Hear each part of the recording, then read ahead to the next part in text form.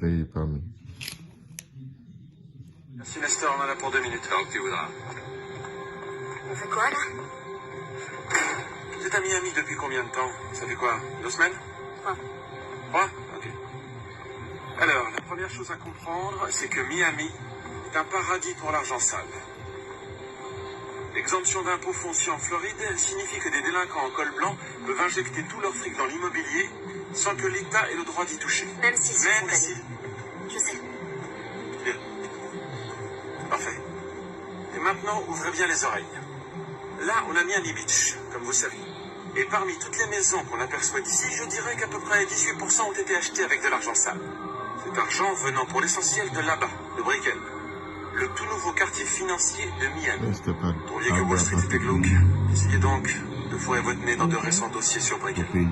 Cette ville est non seulement un Eldorado pour la richesse mal acquise, mais c'est aussi la ville de la côte Est où il entre le plus d'armes à feu, de cannes et de voitures volées. Elle passe en majorité par le port de Miami qui est juste en face. Actuellement, il est surtout contrôlé par les Cubains. À ce propos, justement, Miami est aussi le plus important foyer d'immigration des États-Unis. L'an prochain, la moitié des bébés nés ici sera en fait issue d'un couple d'immigrés. Dominicains, Haïtiens, Nigérians, Russes, Chinois, la liste est longue. Mais de toutes ces populations, le seul groupe qui a gravi l'échelle économico-sociale de façon saisissante, ce sont les Cubains. Vous voyez les villas de Biscayne Bay? Les plus grosses ont été construites ou achetées par eux.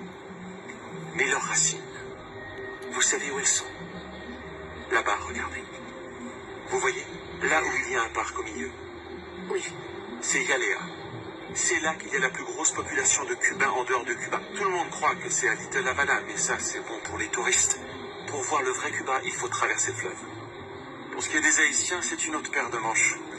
Contrairement aux réfugiés cubains, on a accueilli ici les bras ouverts, les Haïtiens, on leur a dit de retourner au pays. Alors tous ceux qui sont restés ont été persécutés, rabaissés et relégués sur une bande de terre, celle qui est élongée par la 195, là, c'est Little Haïti. On y trouve certains des gens les plus désespérés de tout le comté de Miami. De la drogue, des gangs qui se tirent dessus, de la pauvreté toute la journée, tous les jours. Vous vous y retrouvez? À peu près. Bien.